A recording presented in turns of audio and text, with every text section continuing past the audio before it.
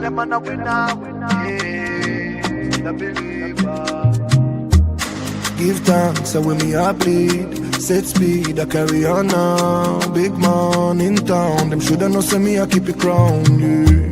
Plant seeds, work feed, well enough of them want ready born. When the food gone so long, them run, and them can't be found. Still man fight the fight, me not give in. Day and night, me keep on building. Way of life, me breathe out, breathing. Oh, oh, oh, oh. Tell them I'm a winner, yeah. Pop down a Jonah, turn in a sinner. Oh, man still a believer. Even if we get knocked down, we keep the bounce. Now see me front, you got me from a little and a grow. Come on a winner, yeah. Still a believer.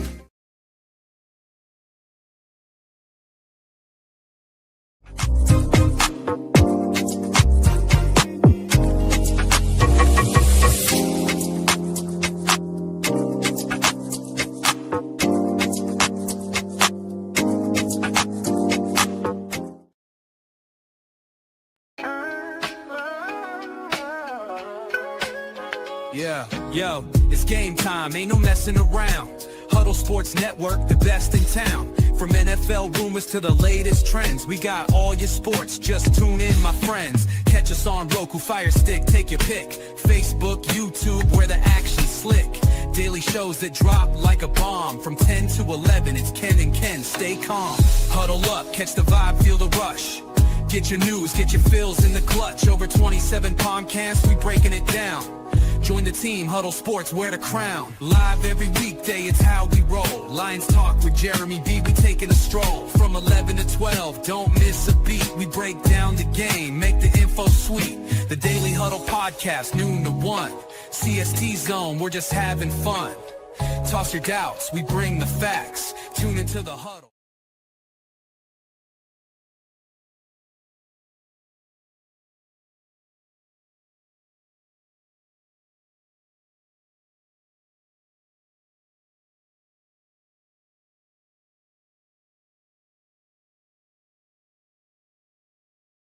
The time it take to take it, the time it take to win.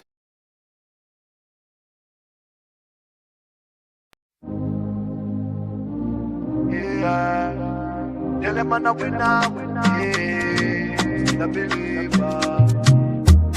Give thanks, and when me a bleed, set speed, I carry on now. Big man in town, them shoulda know say me I keep it crown, yeah. Plant seeds, work feed, well enough of them want ready born. When the food gone so long, them run, and them can't be found. Still man fight the fight, me not give in. Day and night, me keep on building. Way of life, me breathe out, breathing. Oh, oh, oh, oh. Tell them I'm a winner, yeah. Now pop down a Jonah, turn in a sinner. Oh, man still a believer. Even if we get knocked down, we keep the bounce. Now see me front, you got me from a little and a grow. Come on a winner, yeah. Still a believer.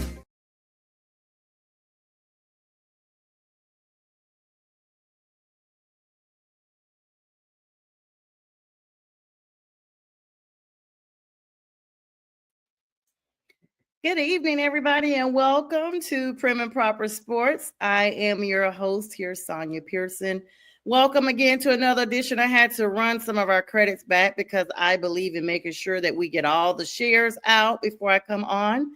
And tonight I'm going to introduce to some and reintroduce to others a longtime colleague and friend here of the network. Of course, we've done some changes, but we're still on all the platforms, social media connected, and still on the YouTube affiliate. And before we go further, I want to make sure that everyone knows that we're dedicating all of our shows to our producer friend, Mac McGrath, and want to wish a happy birthday to Bistrilla, my co-producer, my co-host, and friend on the No BS show and so many other shows. But tonight, guys, it's always my privilege to bring back to our stage world-renowned. Now, he's going to get on me about this, but in my opinion, he's world-renowned boxing Hall of Fame writer and co-host of the Glove Fist and all the shows we have on the network, none other than my friend, Jack Hirsch. Good evening, Jack. Thank you so much for joining us. Hey, good evening, Sonia. Sonia, you want to know something? You have to put up with me tonight, no matter what I say. You want to know why? Because I'm your guest. I'm not a co-host. When I co-host the show with you, you could say to me whatever you want. I mean, technically, you still can. You're in the driver's seat, but I'm your guest. So you're going to have to put up Absolutely. with me a little more than usual. Absolutely. And good evening to you, Jay Train. Our first comment here. He said, it's on tonight. Sonya Jack on Late at Night. Must be a full moon. Thanks, Jay Train. Jack, you look great. I love the shirt. You got a different backdrop here. I mean, you definitely got all dolled up for the guest feature, I see. Well, no, you know what it is? I do like to dress up, even though it's not apparent in the morning shows. And let me explain why. I'm going to let you know a little secret. Because I'm normally working out as soon as the show ends. I'm going to the gym, I'm going out running. And you've been quite an inspiration, Sonia, the way, you've been working out really hard, with your trainer, who, kudos to him, he's doing a good job with you. Even he advised you the right way in the boxing part of it I was watching. So he's doing a heck of a job. Yeah. Thank you, Jack. That means a lot. But it's night, it's night already here. So, I'm relaxed, whatever. And I have a nice wardrobe. I need an excuse to dress up now and then.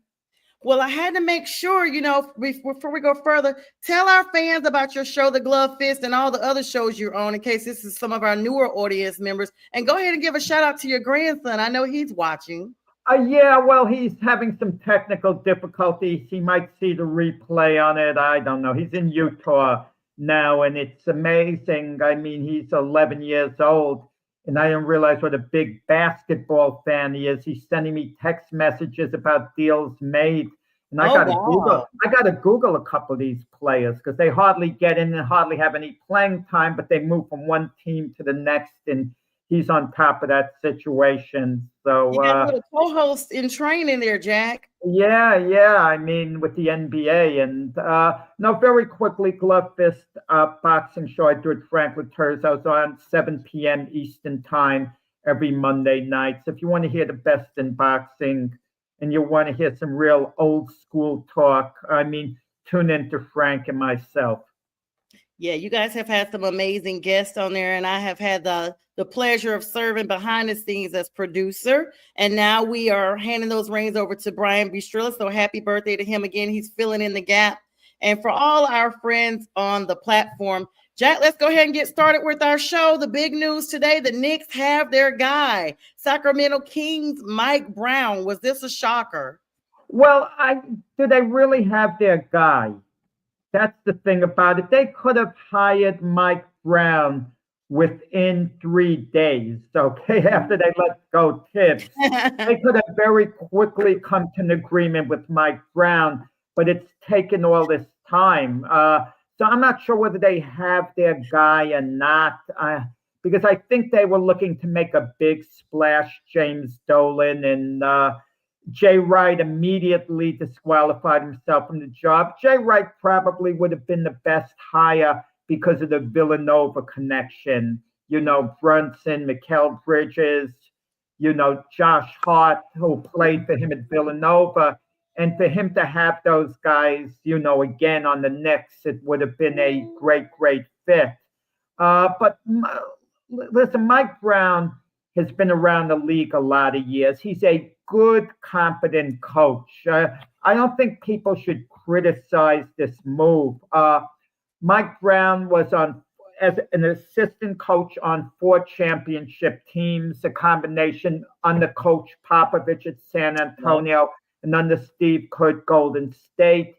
He was a 2-time coach of the year with the Sacramento Kings. He had a decent run, with the Cleveland Cavaliers. So Mike Brown's, he's been around a while. He's a good, competent coach. It's a solid hire. But the question, of course, people asking, do you really fire Tibbs to hire a Mike Brown? If you're going to fire Tibbs, you want to make a splash. Right. You really want to get the big name out there like a Jay Wright. And, I don't know what the Knicks' strategy was. Let's say the Knicks did get their way once Jay Wright eliminated himself from the job right off the bat. If, let's say, make believe 1 second, Sonia, the Knicks did get Jason Kidd. The Mavs gave the Knicks permission. would Jason Kidd be an upgrade from Tom Thibodeau? I mean, I don't see the Yeah. upgrade, you know? He's not playing point guard for the Knicks. He's, coaching on the bench, and Kidd has been a decent coach, but no more than a decent coach. Yeah, I'm going to be honest with you, Jack. I feel the same way. I mean, Brown earned his second award as the NBA's top coach after leading the Kings to the playoffs in 22-23, which was it. He ended the league's longest postseason drought, honestly, with his first appearance since 2006. But then the Kings, like you said, fired him nearly halfway through last season. I don't understand. This is literally an indicator that there was no plan in place for letting go of Thibodeau.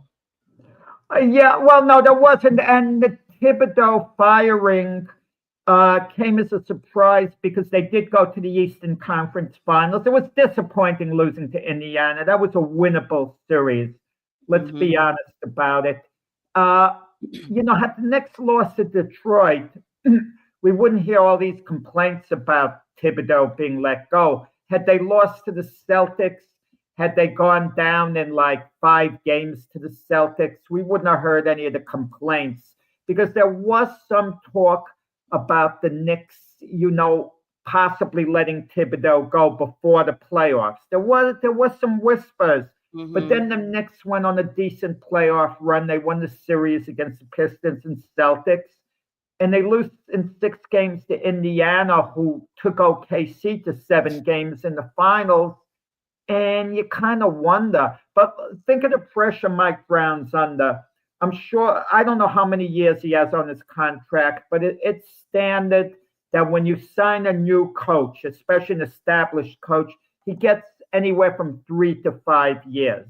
And we don't know what, so Mike Brown is in all probability going to be given more than this year, but the Knicks are ready to win now. With that said, they are ready to win now, and especially, they made a quiet under the radar move, picking up Jordan Clarkson from the Utah Jazz, who, even though his shooting stats, a little off, he's really a good shooter if he's in form. And he's going to be a really good piece off the bench. And even though he's not going to be starting, it's more important, to finish games. And Jordan Clark is going to be finishing a lot of games for the Knicks, a lot of close games. So that's a really good pickup. And Sonia, the Celtics and the Pacers, they're not, they're long shots to come out of the East now. The Celtics just had a potential dynasty, we thought. Oh, they won the title a year ago. They're favorites to win it this year. Maybe they'll go on a little run, maybe they'll even win 3 in a row, certainly 2 in a row. And now they're rebuilding. They moved on from Porzingis. They moved on from Drew Holiday. Jason Tatum might not play at all next year because of the Achilles. There's a good chance he won't play at all. They moved on from Luke Cornett. So the Celtics, they're not even contenders. And the old standbys, the Sixers and the Bucks, they're no longer contenders, I know Giannis got Miles Turner. He moved on from the Pacers. It was a big surprise he signed with the Milwaukee Bucks. But Miles Turner's not a dominant center. He's a good piece to have, but he doesn't make him, overly relevant. So it's basically going to come down to the Knicks, the Cavaliers, and maybe the Orlando Magic to see who comes out of the East. So the Knicks have a genuine chance, of contending, of playing in the NBA Finals, a very good chance. Yeah, they really do. And hello to Bistrilla, the birthday guy, and hello to Rick as well. They're commenting, joining J-Train in the comments. Everybody, feel free to join in with us. I'm here with Jack Hirsch, and we're talking NBA right now. I'm taking a look at Rick's comment. He wants to give Keith credit for saying it's going to be Mike Brown. Everyone knew Brown was one of the names who was on the top of the Knick list. Don't give Keith credit for that. Come on. You guys going to get Jack riled up before his bedtime. Give Keith credit. Hey, let Keith predict how many hot dogs Joey Chestnut's going to eat, this Friday and July 4th.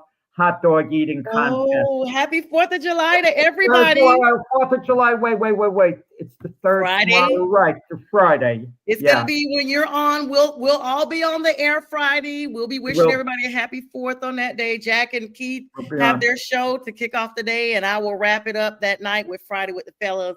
So it's the all-day show of celebratory stuff here. Jack, I mean, you made some really good points. The East is wide open, especially with all the moving around and the injuries of key players. It's literally for anybody. But I will say this, going back just for a quick second, this Mike Brown move is really no improvement at all. Thibodeau himself did the same exact movements that Mike Brown did with the Kings, and they basically are following the same plight at this point. They have not finalized Mike Brown's contract. But I think what happened, Jack, is they realized that the draft is now over with. Now they're in the midst of, finalizing these last contracts because July 6th is the deadline for that. And they're like, hey, we still don't have a coach. So they had to hurry and scurry and just grab somebody at the last minute. And they really have not vetted him as a coaching candidate for their franchise. Well, it went on long enough. But you would think the Knicks coaching job, Sonia, is one of the best coaching jobs in all of sports. I mean, what coach wouldn't want to go there? They're ready to win right now. It's not a rebuilding situation. The Knicks have a darn good team, a darn good team, and Mike Brown was, in reality, the most qualified candidate out there. Because if you look at all the assistant coaches, they haven't had Mike Brown's coaching experience. And keep in mind, he's a two-time coach of the year.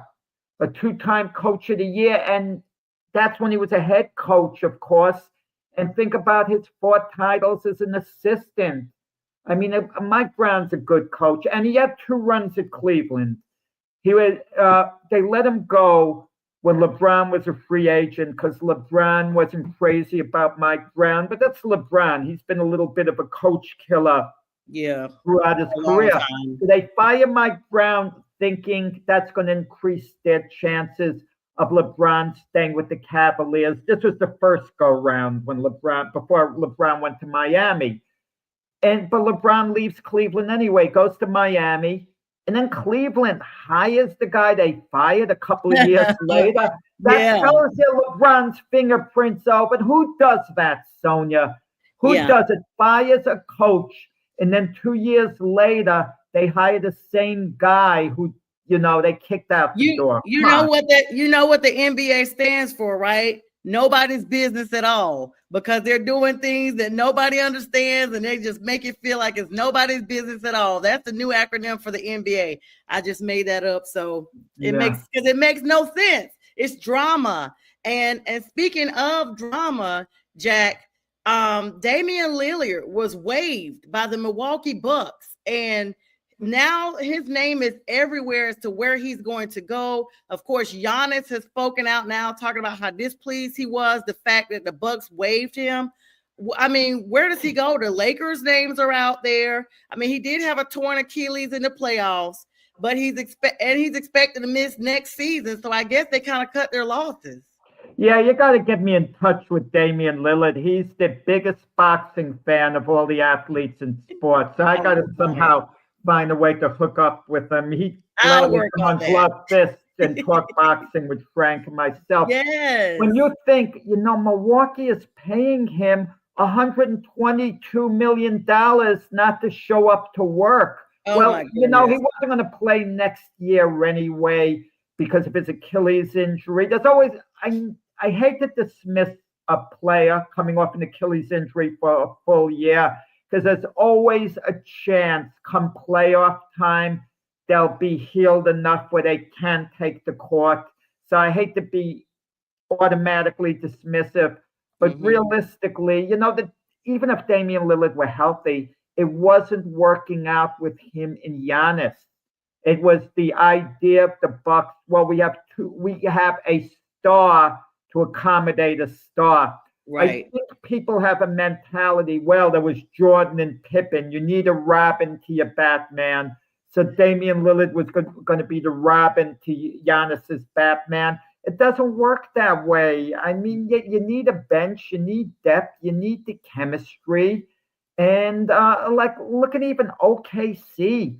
Chet Holmgren is a really good player, really good talent, that gray rim protector. But we're not going to call him a star in this league. I mean, I'm kind of tongue-tied on it a little bit because I'm thinking of other examples. You know, you had the year before, you had Tatum, you had Brown, and then you even look at the Knicks team that you have now. You have Jalen Brunson, but you don't quite have the Robin unless you want to make Karl Anthony Towns it. It doesn't always work that way. It just doesn't. You have to be able to use your bench. You have to have depth. And teams are starting to see that, and that was a knock on Tibbs with the Knicks. I mean, just didn't use his bench until playoff time. Then guys like Landry Shepard would come in. But if you're not utilizing these guys the right way during the season, it's like you're hoping to catch lightning in a bottle during the playoffs, and that's not the best formula. Yeah, speaking of lightning in the bottle, congratulations to SGA. Shai Gilgeous-Alexander agreed to a record-setting. You brought up OKC, so I want to plug this in. 4-year, $285 million Supermax contract extension with OKC, valued over 4 years, Jack. It's going to be the highest single-season average salary in NBA history. Of course, this is adding length to the time of his current contract, which will sign him through 2030-31 season. And this is going to kick in. This contract won't kick in right away, though. The extension's kicking in 2027-28. He'll play out the remaining 2 years of his current deal, which is worth $79.1 million before the Supermax begins. But this is breaking down his salary, Jack. Okay, so say, for instance, now he's got 2 years that his deal is worth $79.1 million for the 2 years he has left. For 1 year, when his new contract starts, he will start at $63 million for the first year alone, Jack. Yeah, I mean, when you think of it, at the end of that contract, he's going to be playing for something like $1 million a game. But yeah, OKC is a young team. They're well positioned. They also signed Jalen Williams to an extension as well. Mm-hmm. They're going to have to deal with Chet Holmgren's, contract as well. And it depends how far teams are willing to go over the luxury tax. I mean, there's certain tiers involved that are a bit complicated. And the Indiana Pacers have been known to be a little tight. They never wanted to go into the luxury tax, more or less. And that's one of the reasons they may have lost Miles Turner, even though they were willing to dip into it somewhat with Miles Turner. But they really got blindsided by Miles Turner. I mean, think of this Indiana Pacer team. They went from one game away from being NBA champions to next season. They got no shot. Halliburton's going to be out. Miles Turner's not with them anymore. I mean, this is not to say they can't surprise us, because Rick Carlisle's a great coach and maybe make the playoffs. It's possible. But, you lose two impact players on your team like that, especially Halliburton. You can only go so far. Yeah. And speaking of going so far, I want to talk about two different major things right now. And J Train said Shai is set. Shea Butter, of course. OKC is set in the early phase. Do you think it's a dynasty? He put a question mark. Jack, dynasty? No, I don't. And I don't think they're dynasty. First off, OKC was not truly a dominant team this year. I know they had 64 wins during the regular season. Technically, they were the best team, you could argue, in the NBA. But, the Cavs were pretty similar to them. But come playoff time, Denver took them to 7 games. Okay, Indiana took them to 7 games. Dominant teams aren't taken to 2 elimination games in the series. And this OKC team, the way they're constructed right now, they're about as good as they're going to be. They're not likely to improve, but they can stay on the same level, and that's a championship level. But if you look at some of the moves that some of the other teams have made, they'll be good for some years. But I'm not talking about dominating. This isn't the Chicago Bulls that we're talking about, with Jordan, Pippen, who are better than the other teams who have an edge. And, if you're asking me for an early prediction now, this might surprise you. Coming out of the West, if you want an early prediction, it's very hard to repeat. Very hard to repeat. Look out for the Dallas Mavericks. They got the big man off the bench.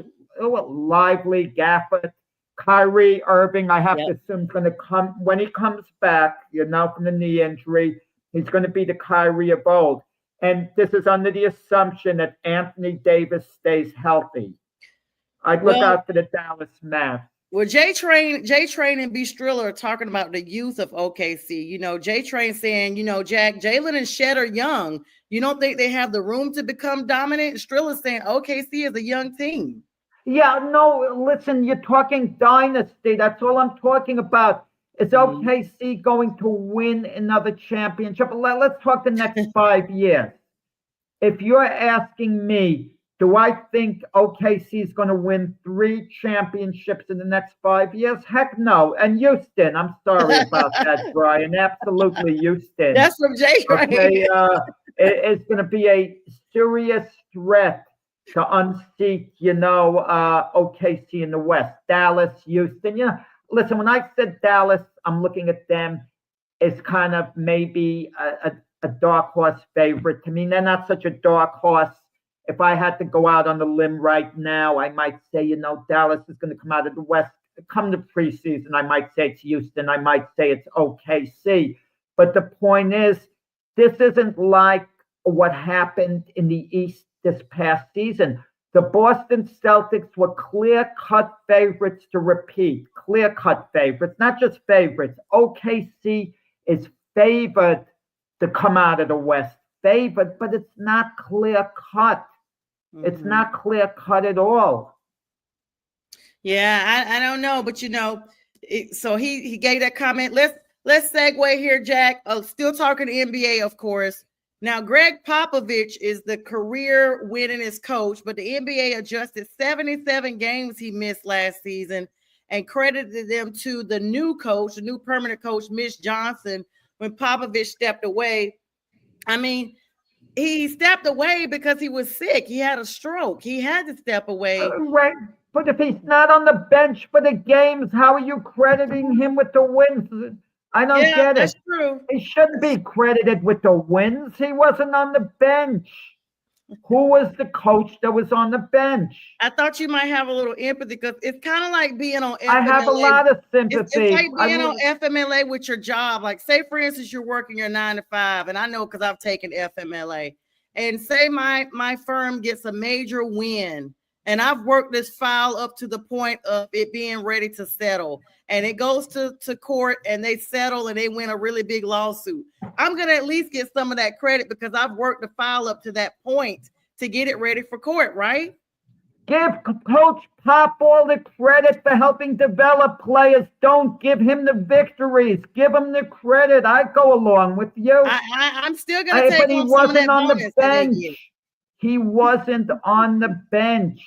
Let me ask you this, okay? Let's say football, for example. If a coach isn't on the sidelines for the game, how do you give him credit for getting a win there? If one of his assistants,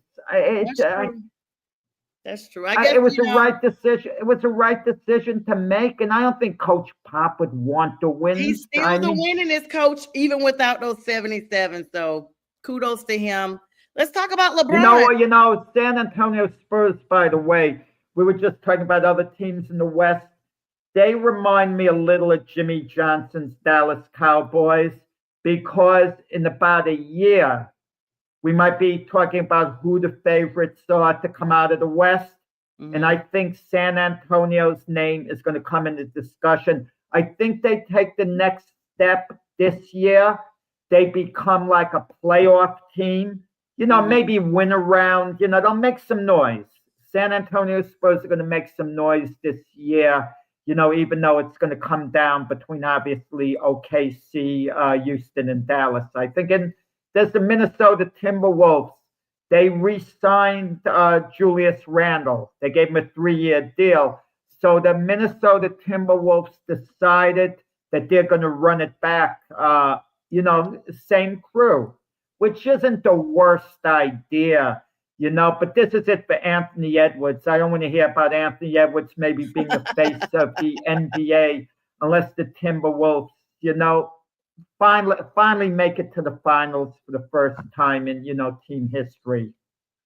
Well, speaking of finals and history and all that stuff, LeBron, I can barely get his name correct now. LeBron James' name has been really big now. He's formally opted into his $52.6 million player option with the Lakers for the 25-26 season, Jack. And it's confirming that he's going to be the first player in NBA history to play a 23rd season. However, despite all of this, there's a lot of speculation and talk about his future with the team. There's trade rumors buzzing about the fact of him being traded. His agent, Rich Paul, is out, communicating, saying they're evaluating what's best for his career at this stage, hinting at a desire to compete for a championship. And let's not forget, Jack, they've already talked about possibly trading Bronny. So it's a lot going on with LeBron right now. I mean, let's be honest about it. Bronny might turn out to be a serviceable NBA player, serviceable, as a defensive specialist, not to say can't score now and then as well. He missed a year college. He sat on the bench virtually every minute with the Lakers, played in the G League. But the team knows if they get Bronny, independent of LeBron, it increases their chances of getting, LeBron. And only a contender is going to pick up LeBron in all actuality. Can you imagine the Toronto Raptors pick up Bronny? Can you see LeBron going there? LeBron, there's Absolutely so many contradictions. There's so many contradictions with LeBron. LeBron said, about a week ago, we tend to overrate players based on championships. It's not what it's all about. And he's kind of downplaying how important it is to win a championship, that we shouldn't judge a guy too much based on championships. And he gave examples of Dan Marino never won one, Charles Barkley never won one, Patrick Ewing never won one. But now LeBron is looking, at the Lakers and thinking, they might not be able to win one. He wants to go elsewhere. There might be another underlying thing here, Sonia, and that's Luka. Luka is much more the future of the LA Laker franchise than LeBron is. LeBron's not the future of the franchise. That's why he signed a 1-year deal, LeBron, to give him the option to go elsewhere. And also, we hear reports, and they might be completely inaccurate, that LeBron and Austin Reeves as well, even though Austin Reeves doesn't carry, the weight that LeBron does, obviously, aren't that happy about playing with Luka, the style of game. They don't want to adjust to Luka's name. And LeBron has been the man from the time he's been in high school.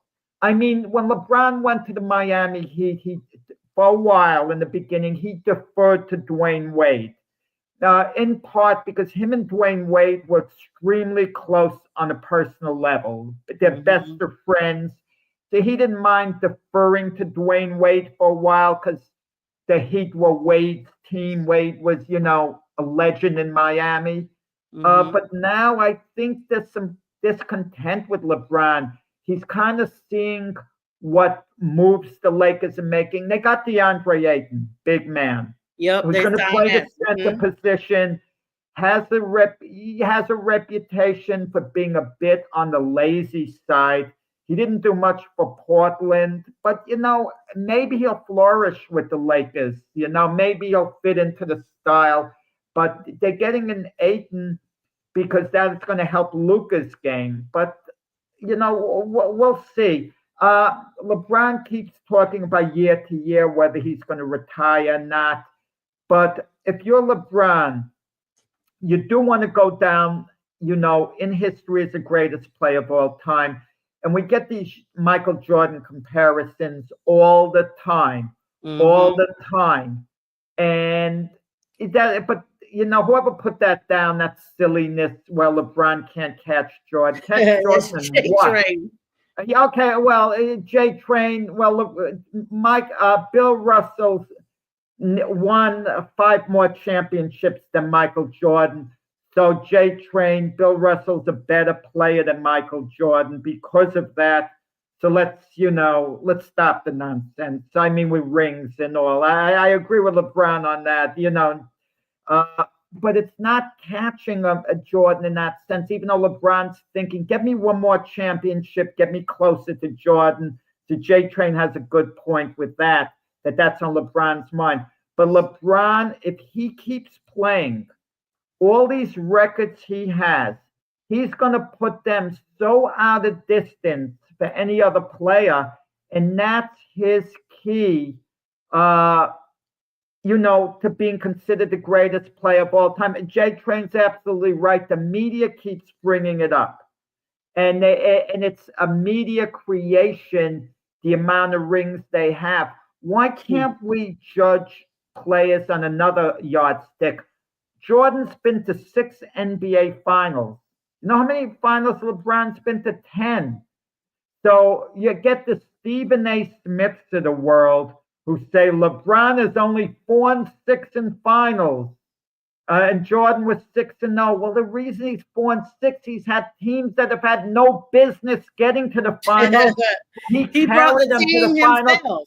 He's the only reason why they got in the finals. Right. So you're penalizing LeBron when he loses to a far superior Golden State Warrior team, that had Steph Curry and Kevin Durant. You're penalizing him for getting his team to the finals.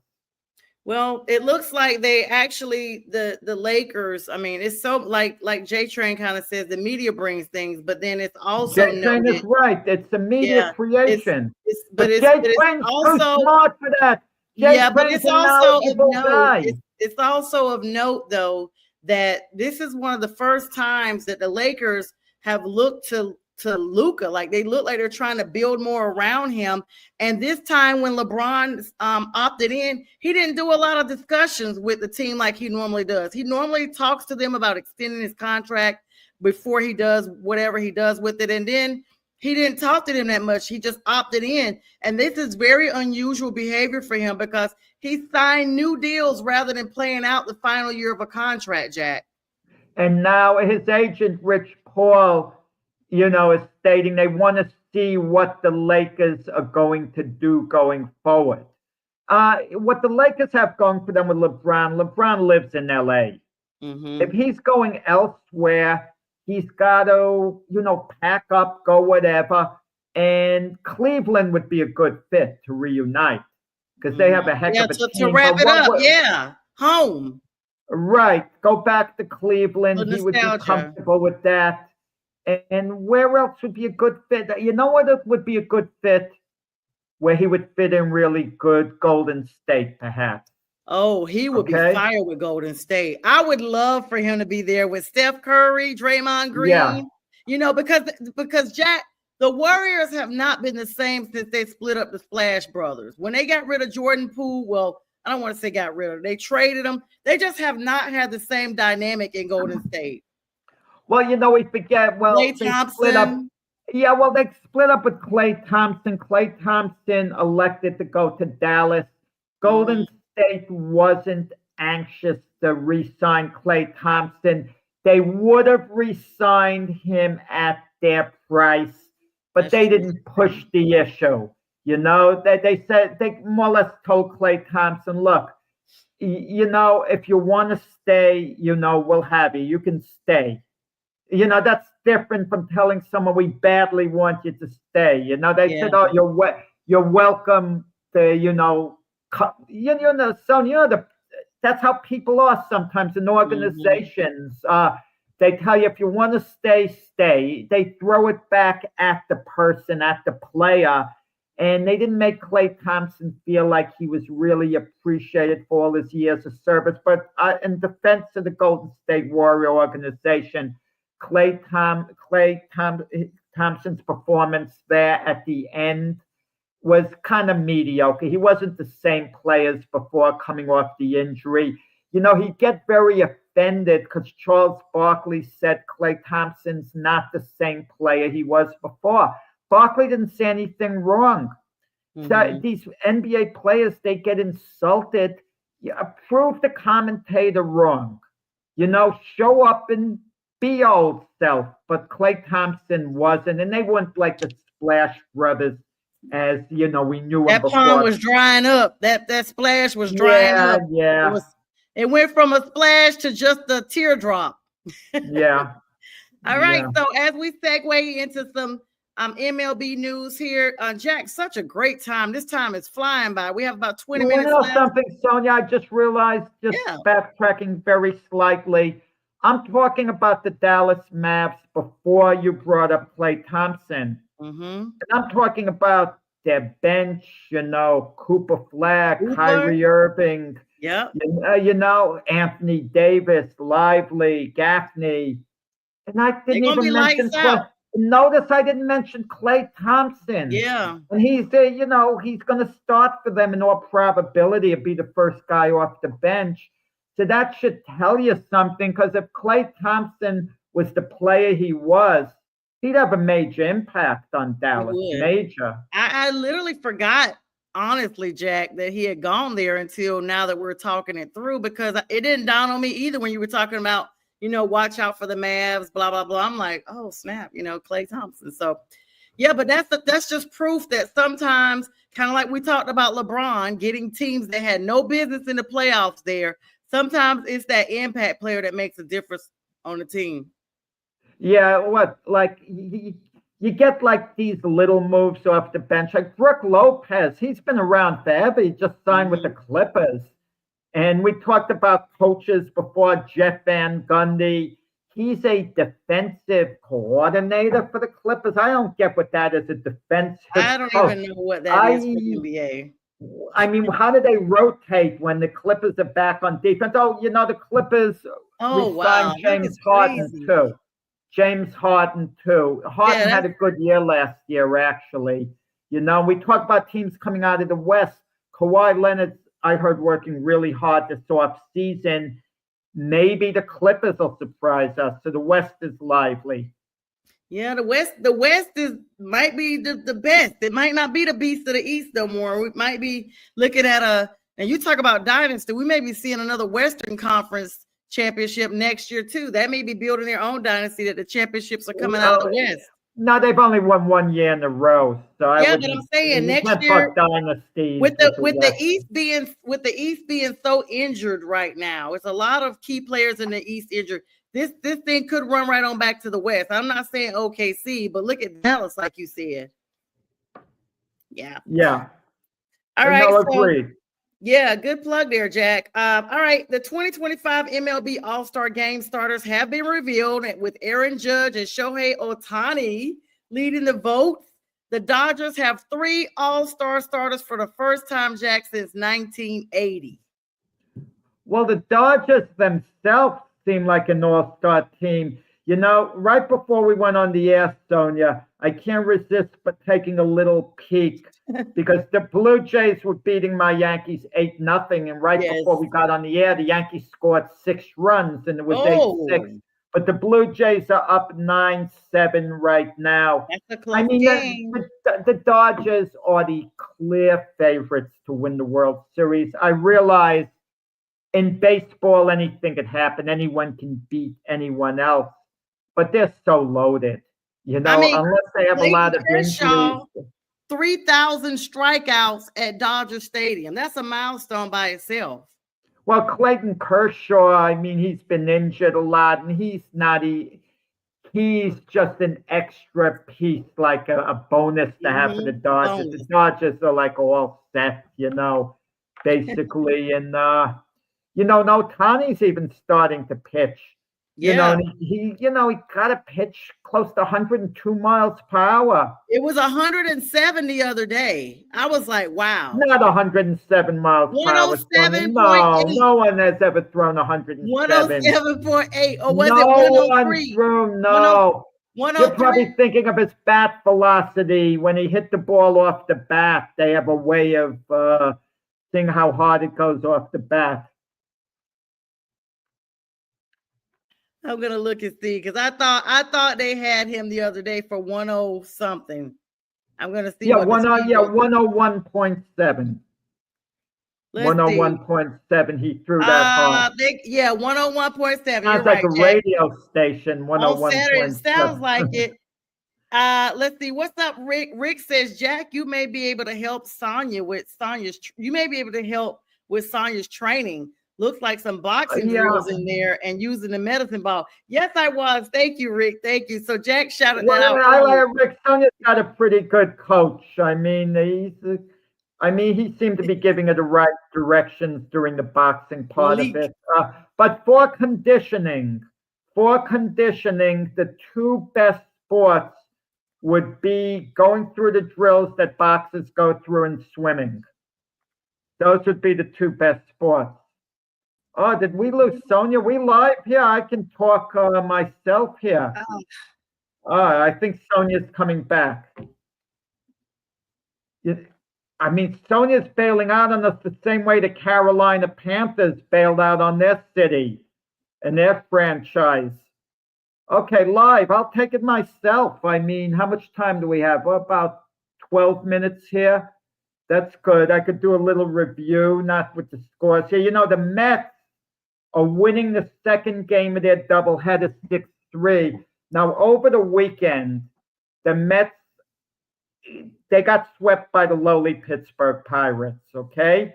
And the Mets have been on a terrible run. And to get swept by the Pirates. Not so fast, Jack. I heard the shot you took at my Panthers. Not so fast. Yeah, well, you got off to a good start like the Panthers might get during this season, and then might maybe say. I will say this, for the Panthers, they're going to finish ahead of J Train's team, the New Orleans Saints. J Train, I know you're on here. He cannot resist the dig at the New Orleans teams. If it's not they're not good. No, it's the Saints or whoever else they got down there. Okay, listen to this, Jack. Let me ask you your question. Let me ask you your opinion about this. So, talking about baseball, right?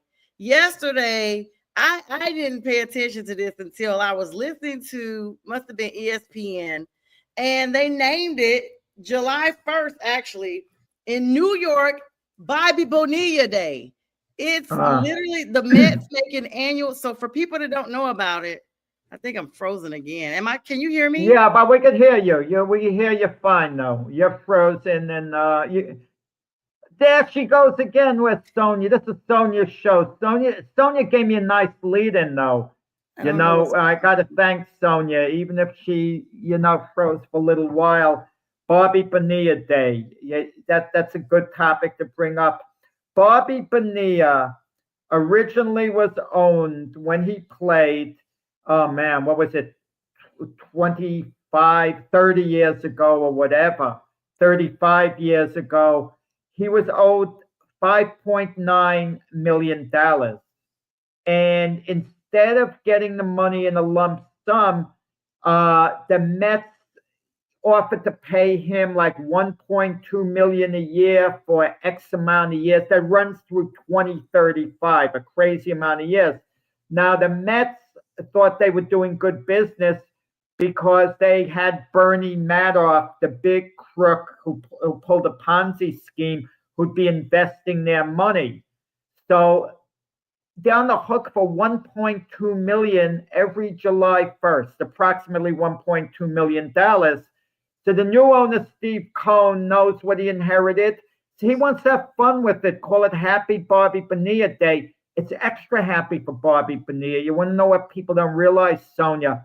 I know. Bobby Bonilla, you're right. He's gonna walk out. He's gonna walk out instead of the $5.9 million up front. He's gonna have received over $30 million from the Mets. More than that, Sonya. people don't realize Bonilla played for the Orioles, and he's getting about $500,000 a year from them too. Yep, from 2004 all the way up to 2028, he's getting $500,000, and he's getting $500,000 a year. I mean, he's the real MVP because, like you mentioned, with this Ponzi scheme, they felt like if they negotiated it with this 8% interest rate, that it would pay back out to them. But he's going to continue to get paid for another 10 years, Jack, from the Mets, and another 3 years from the Orioles. So Bobby Bonilla is stacked. I'm talking about whoever negotiated that. This started in 2000, and he deferred his payments until 2011 with the interest rate. If he had gotten paid up front, he would have had 5.9. He's got 6 times that amount of money, Jack. That is insane. He's the real MVP because of being so smart to negotiate that. I don't know why more players don't do that. It kind of gives you a guarantee. I understand you take your money up front, the way you could invest it, this and that, because deferred money, isn't,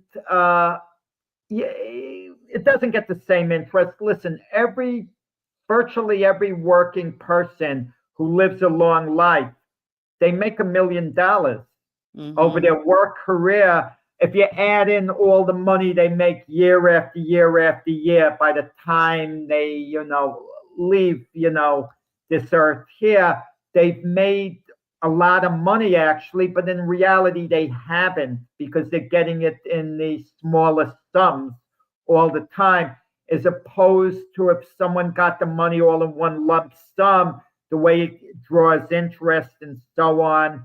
But it was a great move by Bonilla's agent. And Shohei Ohtani did the same thing. Ohtani's getting $70 million a year from the Dodgers, but he's only taking $2 million a year. He's letting them defer $68 million a year that he's going to get later, because Ohtani has all these endorsements, money's getting from that. So he doesn't need the money right now.